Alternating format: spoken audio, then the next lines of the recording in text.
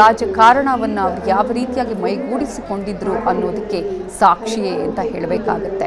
ಈಗ ಅಂತಿಮ ವಿಧಿವಿಧಾನಗಳು ಒಂದು ಕಡೆ ನೆರವೇರ್ತಾ ಇದ್ರೆ, ಮತ್ತೊಂದು ಕಡೆ ಈಗಾಗಲೇ ಎಲ್ಲ ಭಾಗದ ಜನ ಬಂದು ಅಂತಿಮ ನಮನವನ್ನು ಸಲ್ಲಿಸ್ತಾ ಇದ್ದಾರೆ, ಅಂತ್ಯಕ್ರಿಯೆಯಲ್ಲಿ ಭಾಗಿಯಾಗಿದ್ದಾರೆ.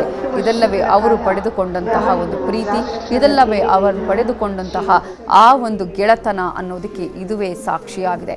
ಯಾಕಂದರೆ ನಾವು ಅಜಾತ ಶತ್ರು ಅಂತ ಸುಮ್ಮನೆ ಹೇಳೋದಿಲ್ಲ. ಯಾಕಂದರೆ ಕೆಲವು ಸಂದರ್ಭಗಳಲ್ಲಿ ಈ ಇತ್ತೀಚಿನ ರಾಜಕಾರಣವನ್ನು ಗಮನಿಸಿದರೆ ಯಾವ ರೀತಿಯಾಗಿ ವೈಯಕ್ತಿಕ ದ್ವೇಷ ಇರುತ್ತೆ, ಯಾವುದೇ ರೀತಿಯಲ್ಲೂ ಆರೋಪ ಪ್ರತ್ಯಾರೋಪಗಳು ಮಾಡುವಂತಹ ವಿಧಾನಗಳು ಹೇಗಿರುತ್ತೆ. ಆದರೆ ಸರಳ ಸಜ್ಜನಿಕೆಯ ರಾಜಕಾರಣಿ, ಮಿತಭಾಷಿ, ಅದರಲ್ಲಿ ತಾವು ಮಾತನಾಡೋದನ್ನು ಬಹಳ ಅಳೆದು ತೂಗಿ ಮಾತನಾಡ್ತಾ ಇದ್ರು, ಹೇಳೋದನ್ನು ನೇರವಾಗಿ ಜನರಿಗೆ ಮನ ಮುಟ್ಟುವ ರೀತಿಯಲ್ಲಿ ಹೇಳ್ತಾ ಇದ್ದಿದ್ದು, ರಾಜಕಾರಣದಲ್ಲಿ ಹೇಗಿರಬೇಕು ಅನ್ನೋದನ್ನು ಹೇಳ್ತಾನೆ ಯಾವ ಕೆಲಸಗಳನ್ನು ಮಾಡಬೇಕು ಮಾಡಬಾರ್ದು ಅನ್ನೋದನ್ನು ತೋರಿಸಿಕೊಟ್ಟವರು ಅದು ಎಸ್.ಎಂ. ಕೃಷ್ಣ ಅವರು. ತಾನು ಮುಖ್ಯಮಂತ್ರಿ ಆಗಿದ್ದಂತಹ ಸಂದರ್ಭದಲ್ಲಿ 3 ವರ್ಷಗಳ ಕಾಲ ಬರ ಇದ್ದರೂ ಕೂಡ ಆ ಒಂದು ಬರವನ್ನು ನೀಗಿಸುವಂತಹ ಪ್ರಯತ್ನವನ್ನು ಮಾಡಿದ್ರು. ಮೋಡ ಬಿತ್ತನೆ ಅನ್ನುವಂತಹ ವಿಚಾರವೇ ಆ ಸಂದರ್ಭದಲ್ಲಿ ಯಾರಿಗೂ ಕೂಡ ಗೊತ್ತಿರಲಿಲ್ಲ. ಹಾಗಾದರೆ ಹೇಗೆ ಪ್ರಕೃತಿಯಲ್ಲೂ ಕೂಡ ಒಂದು ರೀತಿಯಲ್ಲಿ ನಾವು ಆಧುನಿಕ ತಂತ್ರಜ್ಞಾನಗಳನ್ನು ಬಳಕೆ ಮಾಡೋದ್ರ ಮೂಲಕ ಮೋಡ ಬಿತ್ತನೆಯನ್ನು ಮಾಡಿ ಮಳೆಯನ್ನು ತರಬಹುದು ಅನ್ನೋದನ್ನು ತೋರಿಸಿಕೊಟ್ಟಂಥವರು ಅದು ಎಸ್.ಎಂ. ಕೃಷ್ಣ ಅವರು.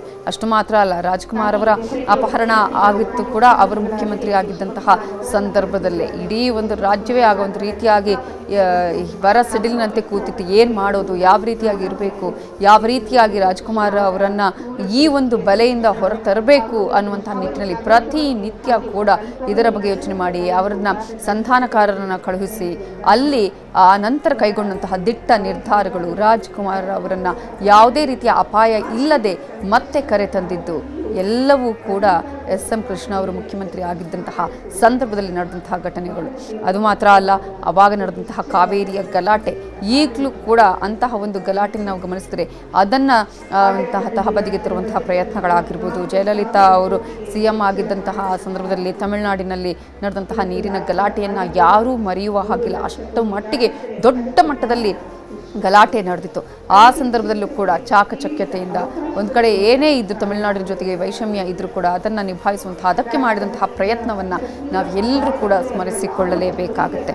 ಅವರು 16ನೇ ಮುಖ್ಯಮಂತ್ರಿಯಾಗಿ ಕರ್ನಾಟಕದ ರಾಜ್ಯದ 16ನೇ ಮುಖ್ಯಮಂತ್ರಿಯಾಗಿ ಅಧಿಕಾರ ವಹಿಸಿಕೊಂಡಂತಹ ಸಂದರ್ಭದಲ್ಲಿ ಬಂದಂತಹ ಎಲ್ಲ ಅಡೆತಡೆಗಳನ್ನು ನಿವಾರಿಸಿ ಕರ್ನಾಟಕ ಇಡೀ ದೇಶ ಮಾತ್ರ ಅಲ್ಲ, ಇಡೀ ವಿಶ್ವದಾದ್ಯಂತ ಒಂದು ಹೆಸರನ್ನು ತರೋದಕ್ಕೆ ಕಾರಣವಾಗಿದ್ದು ಅವರು IT ಕ್ಷೇತ್ರಕ್ಕೆ ಕೊಟ್ಟಂತಹ ಕೊಡುಗೆ. IT ಬೀಟಾ ಹಬ್ ಅಂತ ನಾವು ಈಗ ಏನು ಹೇಳ್ತೀವಿ ಅದೆಲ್ಲದಕ್ಕೂ ಕೂಡ ಮೂಲ ಕರ್ತೃ ಅಂತ ಹೇಳಿದರೆ ಎಸ್.ಎಂ. ಕೃಷ್ಣ ಅವರು. ಯಾಕಂದರೆ ಯಾವ ರೀತಿಗೆ ತಂತ್ರಜ್ಞಾನ ಬೆಳೀತಾ ಇದೆ, ಆ ತಂತ್ರಜ್ಞಾನವನ್ನು ನಾವು ಯಾಕೆ ಉಪಯೋಗ ಮಾಡಿಕೊಳ್ಬಾರ್ದು, ಅದನ್ನು ನಾವು ಉಪಯೋಗ ಮಾಡಿಕೊಂಡು ನಮ್ಮಲ್ಲೂ ಕೂಡ ಯಾಕೆ ಉದ್ಯೋಗವನ್ನು ಸೃಷ್ಟಿ ಮಾಡಬಾರ್ದು, ಉದ್ಯೋಗವನ್ನು ಜನರಿಗೆ ಹೇಗೆ ಕಲ್ಪಿಸಿಕೊಡಬೇಕು ಅನ್ನುವಂತಹ ನಿಟ್ಟಿನಲ್ಲೂ ಕೂಡ ಯೋಚನೆಯನ್ನು ಮಾಡಿದವರು ಎಸ್.ಎಂ. ಕೃಷ್ಣ ಅವರು. ಆ ಒಂದು ವಿಚಾರ ಈಗಲೂ ಕೂಡ ಹೇಗೆ ಪ್ರಸ್ತುತ ಅನ್ನೋದನ್ನು ನಾವಿಲ್ಲಿ ಗಮನಿಸಬೇಕಾಗುತ್ತೆ. ಅದೇ ರೀತಿಯಾಗಿ ಶಿಕ್ಷಣದ ವಿಚಾರ ಅಂತ ಬಂದಾಗ ಶಿಕ್ಷಣಕ್ಕೆ ಹೆಚ್ಚಿನ ಒತ್ತನ್ನು ಕೊಟ್ಟಿದ್ದು ಇದೇ ಎಸ್.ಎಂ. ಕೃಷ್ಣ ಅವರು. ಯಾಕಂದರೆ ಒಂದು ರಾಜಕಾರಣಕ್ಕೆ ಇತ್ತೀಚಿನ ದಿನಗಳಲ್ಲೂ ನಾವು ಗಮನಿಸ್ತೀವಿ, ರಾಜಕಾರಣಕ್ಕೆ ಬರುವಂಥವರು ವಿದ್ಯೆ ಇರಲಿ ಇಲ್ಲದೆ ಇರಲಿ ಅನ್ನುವಂತಹ ಪರಿಸ್ಥಿತಿ ಇದೆ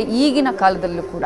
ಅಂತಹ ಸಂದರ್ಭದಲ್ಲಿ ಆಗಲೇ ಅವರು ರಾಜಕಾರಣಕ್ಕೆ ಬರುವಂತಹ ಸಂದರ್ಭದಲ್ಲೇ ಅವರು ಯಾವ ರೀತಿಗೆ ಉನ್ನತ ವ್ಯಾಸಂಗವನ್ನು ಮಾಡಿದರು, ಕಾನೂನಿನ ಸ್ನಾತಕೋತ್ತರವನ್ನು ಅವರು ಪಡ್ಕೊಂಡಿದ್ರು. ಅದರಲ್ಲೂ ಕೂಡ ವಿದೇಶದಲ್ಲಿ ಓದಿ ಇಲ್ಲಿ ಬಂದು ರಾಜಕಾರಣವನ್ನು ಮಾಡುವಂಥವರಿಗೆ ಅವಶ್ಯಕತೆ ಇರಲಿಲ್ಲ.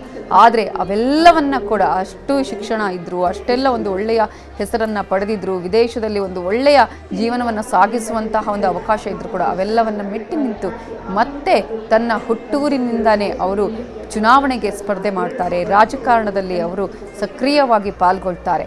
ಅಂತಹ ಒಂದು ರಾಜಕಾರಣಿ, ದೂರದೃಷ್ಟಿ ಇದ್ದಂತಹ ರಾಜಕಾರಣಿ, ಕೊನೆಯವರೆಗೂ ಕೂಡ ತನ್ನ ಸಲಹೆ ಸೂಚನೆಗಳನ್ನು ಕೊಟ್ಟು ಅನೇಕರಿಗೆ DK ಶಿವಕುಮಾರ್ ಆದಿಯಾಗಿ, ಸಿದ್ದರಾಮಯ್ಯ ಆದಿಯಾಗಿ ಯಾರು ಇತ್ತೀಚಿನ ದಿನಗಳಲ್ಲಿ ಇನ್ನೂ ಹೆಚ್ಚಿನ ಒಂದು ರಾಜಕಾರಣದಲ್ಲಿ ಈಗ ಮೆರಿತಾ ಇದ್ದಾರೆ ಅಥವಾ ರಾಜಕಾರಣದಲ್ಲಿ ಈಗ ತಾವು ಯಾವ ರೀತಿಯಾಗಿ ಒಂದು ದೊಡ್ಡ ಮಟ್ಟದ ಹೆಸರನ್ನು ಪಡ್ತಾರೆ, ಅನೇಕರಿಗೆ ಮಾರ್ಗದರ್ಶಕರಾಗಿದ್ದಂಥವರು ಎಸ್.ಎಂ. ಕೃಷ್ಣ ಅವರು. ತಮ್ಮ ಯೋಚನೆಗಳ ಮೂಲಕ ಕರ್ನಾಟಕವನ್ನು ಅಭಿವೃದ್ಧಿಯ ಹರಿಕಾರರಾಗಿ ಮಾಡಿದಂಥವ್ರು.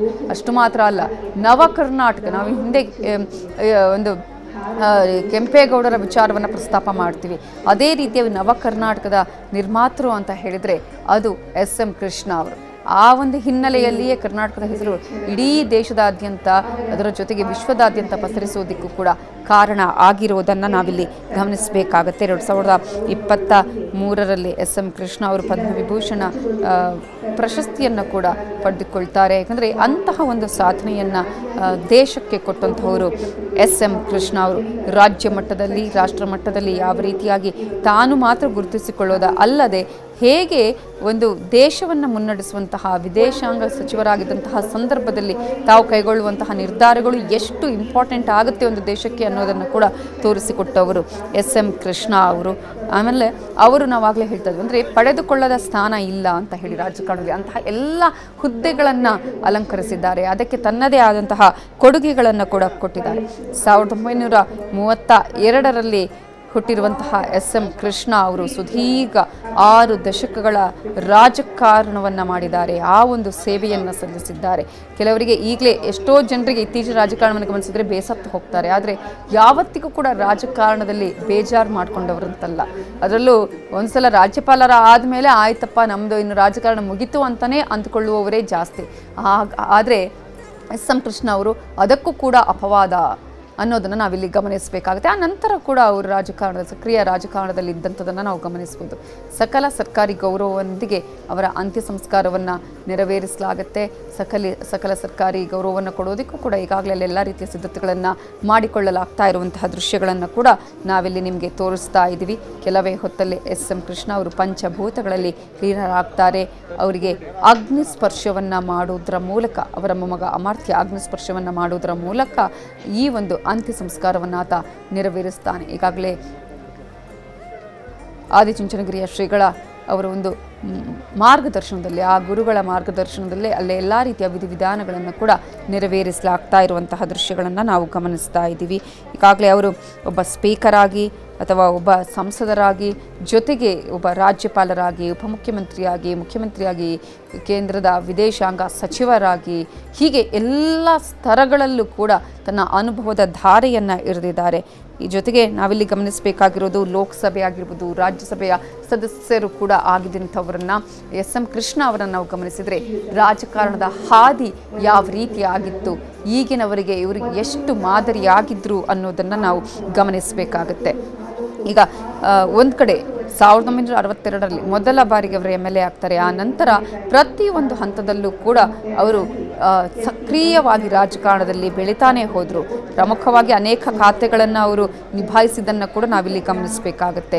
ವಿಧಾನಸಭಾಧ್ಯಕ್ಷರು ಅಂದರೆ ಸ್ಪೀಕರ್ ಹುದ್ದೆಯನ್ನು ಕೂಡ ಅಲಂಕರಿಸಿದ್ದನ್ನು ನಾವಿಲ್ಲಿ ಗಮನಿಸಬೇಕಾಗತ್ತೆ. ನಾರ್ಮಲ್ ಆಗಿ ನಾವು ಗಮನಿಸ್ತೀವಿ ಅಂದರೆ ಒಂದೊಂದು ಹುದ್ದೆಗಳನ್ನು ಅಥವಾ ಒಂದು ಸಚಿವ ಸಂಪುಟದಲ್ಲಿ ಒಂದೊಂದು ಸ್ಥಾನಗಳನ್ನು ಪಡ್ಕೊಳ್ಳುವವರು ಆ ನಂತರ ಕೆಲವೊಂದು ಸ್ಥಾನಗಳನ್ನು ಪಡ್ಕೊಳ್ಳೋದಕ್ಕೆ ಸಾಧ್ಯ ಆಗೋದಿಲ್ಲ. ಆದರೆ ಎಸ್ ಎಂ ಕೃಷ್ಣ ಅವರ ವಿಚಾರದಲ್ಲಿ ಹಾಗಲ್ಲ. ಎಲ್ಲ ಸ್ತರದ ಸ್ಥಾನಗಳನ್ನು ಕೂಡ ಅವರು ಪಡ್ಕೊಳ್ಳೋದಕ್ಕೆ ಸಾಧ್ಯ ಆಗಿದೆ.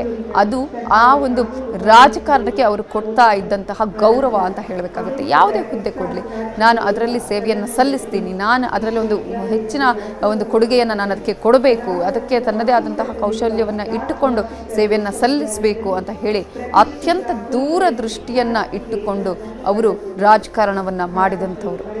ಎಸ್ ಎಂ ಕೃಷ್ಣ ಅವರಿಗೆ ಅನಾರೋಗ್ಯ ಅಂತ ಈ ಹಿಂದೆ ಹೇಳಿದಾಗಲೂ ಕೂಡ ಅನೇಕರು ಬಯಸಿದ್ದು ಒಂದೇ, ಎಸ್ ಎಂ ಕೃಷ್ಣ ಅವರ ಮಾರ್ಗದರ್ಶನ ನಮಗೆ ನಿರಂತರವಾಗಿ ಇರಬೇಕು, ಅವರ ಆರೋಗ್ಯ ಸುಧಾರಿಸಬೇಕು ಅಂತೇಳಿ. ಕಳೆದ ಕೆಲವು ದಿನಗಳಿಂದ ಮತ್ತೆ ಅವರ ಅನಾರೋಗ್ಯ ಇತ್ತು, ಮತ್ತೆ ಆಸ್ಪತ್ರೆಯಲ್ಲಿ ಚಿಕಿತ್ಸೆಯನ್ನು ಪಡೆದುಕೊಂಡಂತಹ ಸಂದರ್ಭದಲ್ಲೂ ಕೂಡ ಅನೇಕರು ಅವರನ್ನು ಭೇಟಿಯಾಗಿ ಆರೋಗ್ಯ ವಿಚಾರಿಸಿದರು.